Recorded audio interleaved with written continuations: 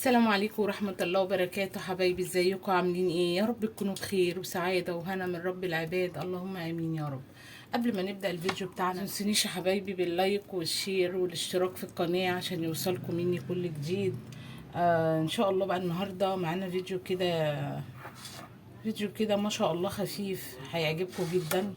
معايا طبعا ده الجمبري اللي هو جمبري الغلابة زي ما بيقولوا عليه. ده الجمبري اللي هو الجمبري الصغير خالص. بصوا الجمبري ده طبعا بنعمل منه بصوا تحف، كل حاجة بنعملها منه. بنعمل كفتة، بنمسكه نحمره كده ببصلاية بقى ونحطها عليه وننطقه كده في الحلة ونوطي عليه خالص وبيستوي كده وبتاكلي منه بيبقى تحفة. بصوا بنعمل حاجات كتير. النهاردة بقى هنعملوه كفتة الرز. تعالوا بقى نشوف هنعمل ايه مع بعض. معانا حبايبي معلقتين فلفل ومعلقة توم اهي مفرومة. دول معلقتين فلفل مفرومين. طبعا معانا بقى السمك البلطي ده هنعمله بطريقة حلوة برضو، مش هنقليه النهاردة. بسم الله. دي كزبرة، هنحط كده معلقتين كزبرة ومعلقتين كمون. حبايبي مش عايزين بقى العلبة خالص. هناخد بقى ايه ملح برضو، نحط معلقة. بسم الله.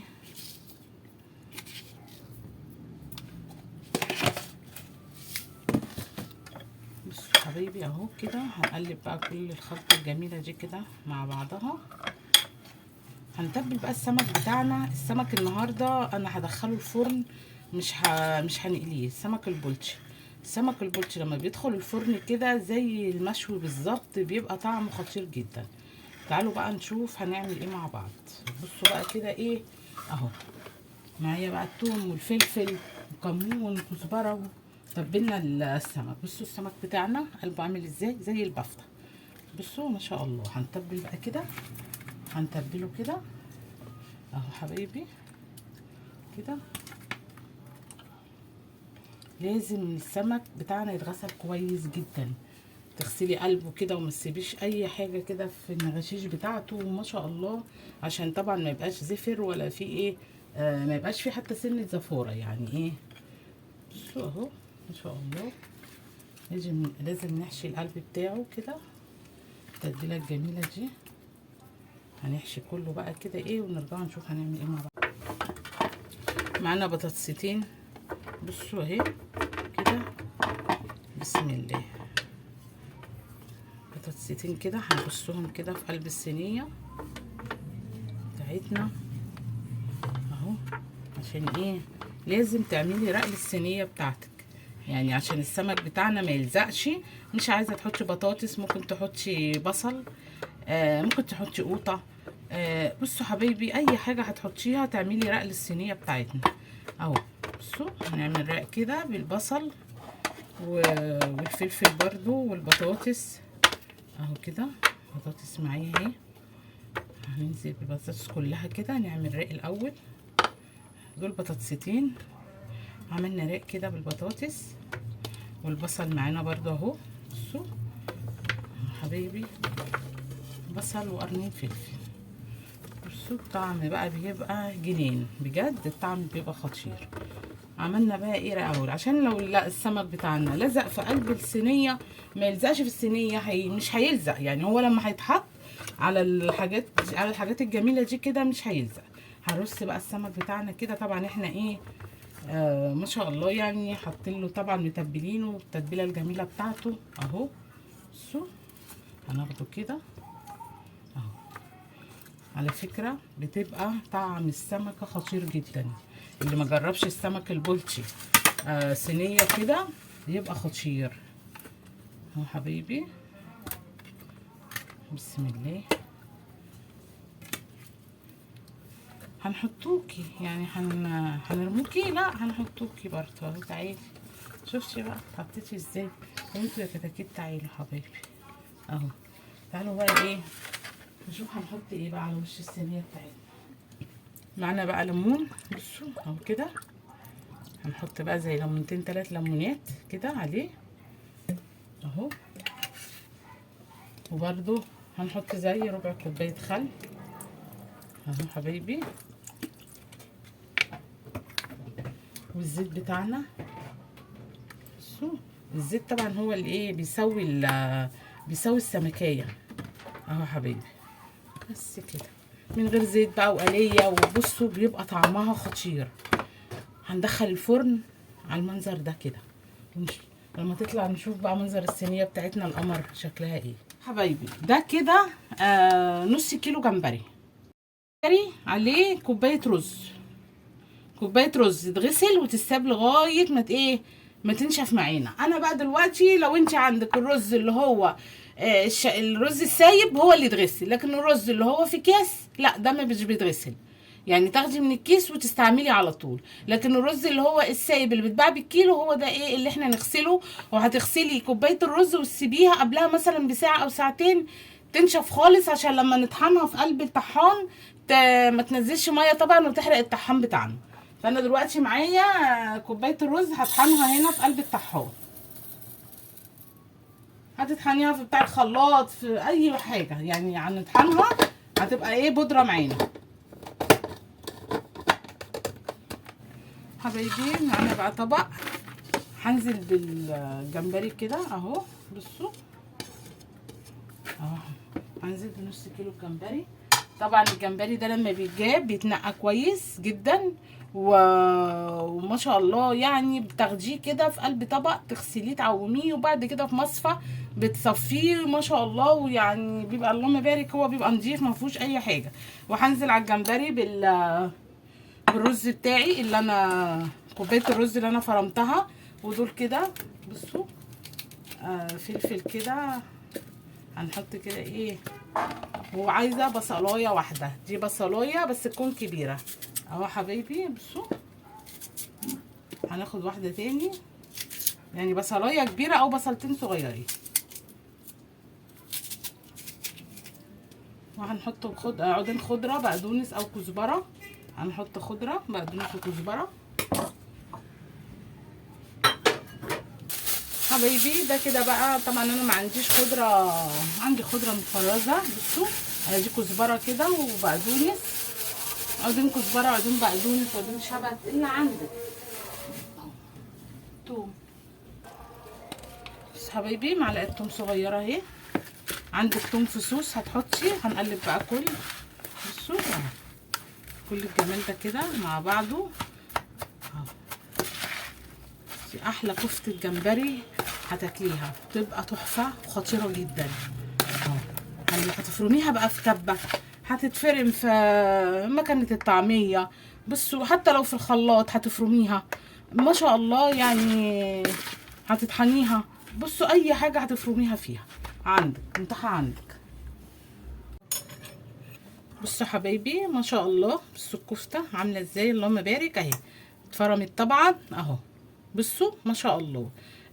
طبعا هنحط بقى التوابل بتاعتنا. ولو حسيتي ان هي تبقى طريه معاكي، عشان برضو الجمبري بينزل ميه برضو، هتحط لها معلقتين دقيق.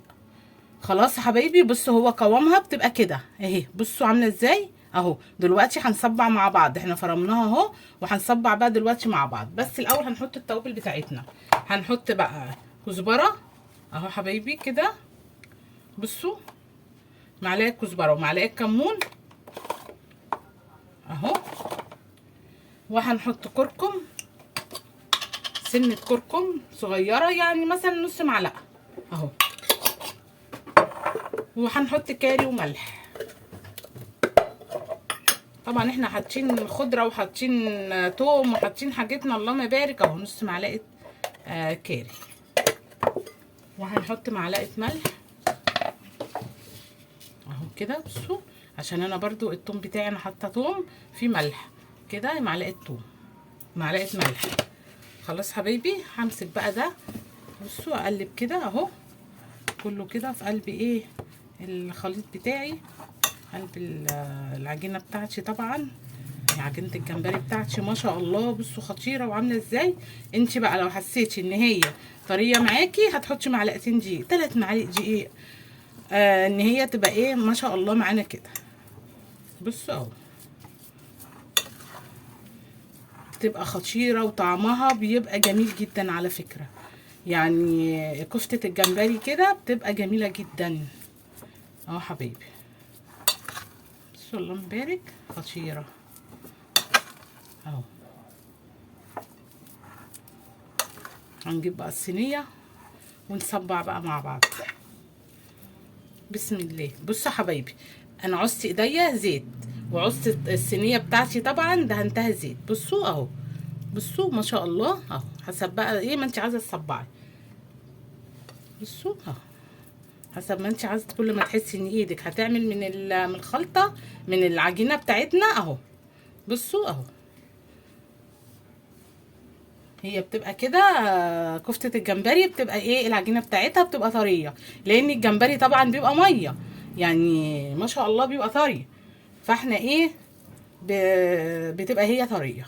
وبصوا ما تحاولوش ان انتوا تحطوا دقيق كتير عليها ولا حاجة. لو هي ايه عملت معاكي يعني حسيتي ان هي محتاجة دقيق هتحط لها. بصوا الملمس بتاعها اهو، انا حاولت اوريكم الملمس بتاعها. زياده عن كده ما تحطيش طبعا دقيق ولا تعملي اي حاجه. هي كده جميله يا ما شاء الله. انا بقول لك لو هي طريه معاكي عن كده هتحط لها معلقتين دقيق بس. حبايبي هنصبع بقى كده ونقله مع بعض اهو. حبايبي بصوا حطيت الزيت اهو. مش عايزه تعملي بزيت ممكن ايدك تعصيها ميه وتصبعي بيها، يعني مش شرط الزيت يعني. بصوا ممكن نصبع بميه، ايدك تتعص بس كده ميه وتصبعي. على فكره بتبقى خطيره جدا. كفته الجمبري دي بتبقى تحفه والله، بتبقى جميله. وعلى فكره واي جمبري بقى يعني انت عايزه تعملي الجمبري اللي هو الجمبري بقى يعني بيبقى الوسط ده عادي، ممكن بقى يتقشر بقى ويتعمل ده.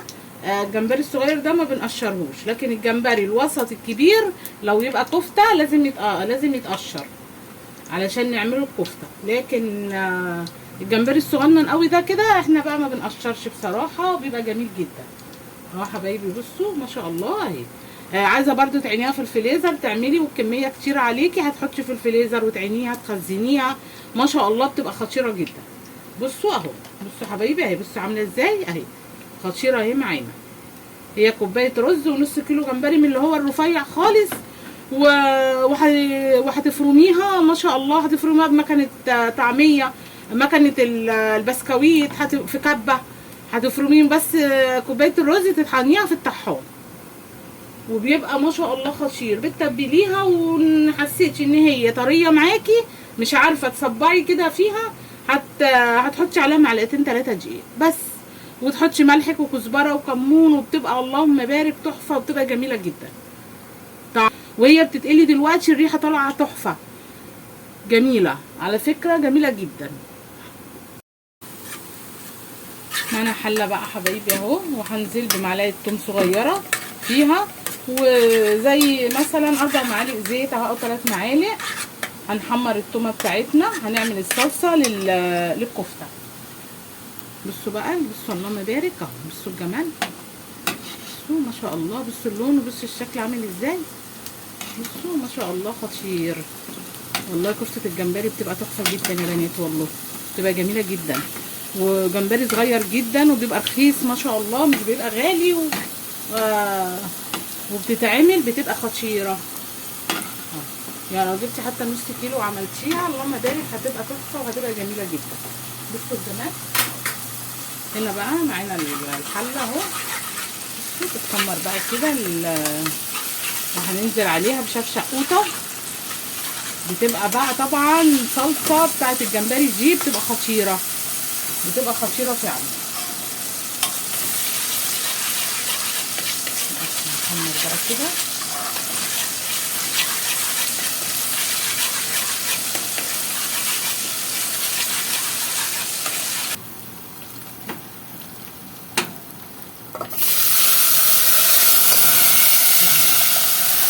بسم الله حبايبي. بصوا اهي حطينا بقى القلطه بتاعتنا على التومه كده.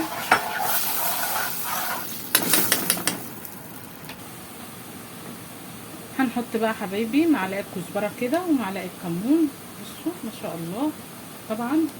وهنزل بمعلقه فلفل من المفروم بتاعنا اللي هو بالثوم اهو، معلقه فلفل كده هتبقى خطيره في قلب في قلب الصلصه بتاعتنا، ونسيبها بقى ايه تتسبك كده وتعيش حياتها لغايه ايه ما تتسبك معانا. خلصنا بقى قليه اهو ما شاء الله قليه الكفته بتاعت الجمبري بتاعتنا. هنطلعه بقى. بصوا الكفته اهي خلاص خلصت. هنطلعها بقى كده. بصوا هنبارك اهو خلاص كده ايه اتحمرت معانا. بصوا اللهم بارك تحفه ازاي اهي. هنزل بقى بكوبايه ميه عليها.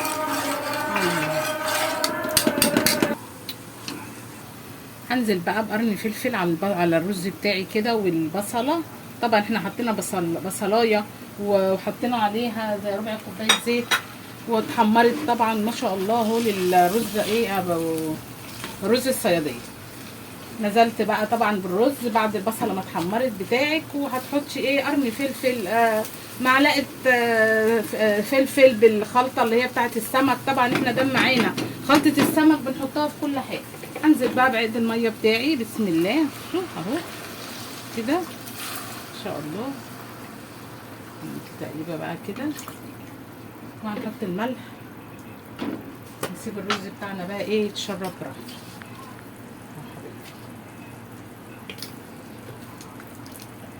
هنسيبه بقى ايه يتشرب براحته.